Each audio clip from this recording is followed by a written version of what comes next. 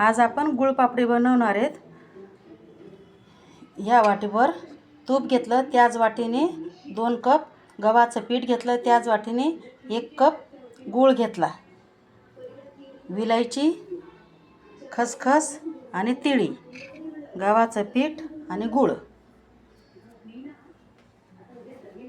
Slow gas ठेवायचा आणि त्याच्यात तूप टाकायचं आणि एक ताटाला पहिलेच आपण तूप लावून ठेवायचं।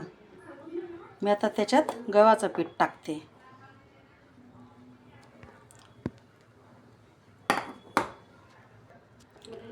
स्लो गॅसमध्ये जे पीठ तुपामध्ये भाजायचं।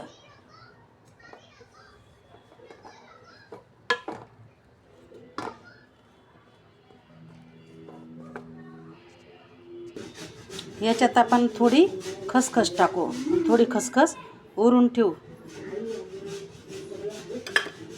आता ती पण पिठाबरोबर मस्त भाजून घेऊ आपण। अजून 10 मिनिटं पीठ स्लो गॅसवरच भाजायचं। आता इलायची टाकू, 1 चमच पावडर, इलायची पावडर। मस्त तूप आणि पीठ एकदम मस्त मिक्स होऊन गेलं। अजून 5 मिनिटं आपण याला असंच भाजू, फक्त स्लो गॅसवर भाजायचं, गटोळी होऊ द्यायची नाही। गटोळी झाली तर गुळपापडी बरोबर येणार नाही।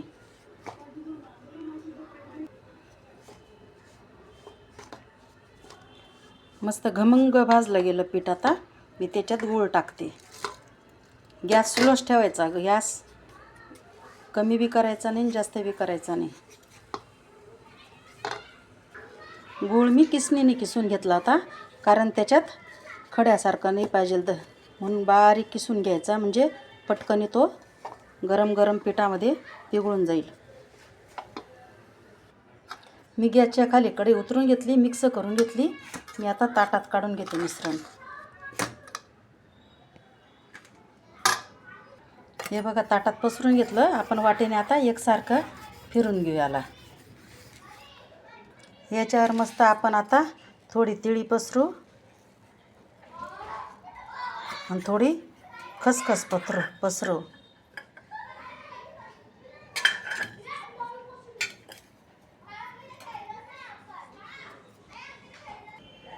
आता गरम येतोपर्यंत मी वड्या कापून घेते। तुम्हाला जशा पटेल त्या आकाराने कापून घ्यायच्या वड्या। आता याला गार व्हायला आपण अर्धा तास असंच ठेवू। आता नंतर आम्ही याच्या वड्या काढून दाखवते। हे बघा, आपली गुळपापडी तयार झाली। मी आता तुम्हाला काढून दाखवते। हे बघा, काट्याची लगेच निघून आली, काट्याची।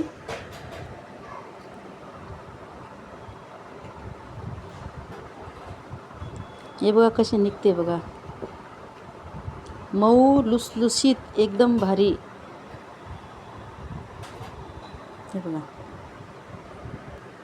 हे बघा किती छान आले, एकदम मऊ लुसलुशीत। हे बघा, तोंडात टाकताच विरघळणार अशी आपली गुळपापडी तयार झाली। कशी वाटली गुळपापडी हे कमेंट करून सांगा। लाईक करा, शेअर करा, सबस्क्राईब करा आणि अशी गुळपापडी करून बघा।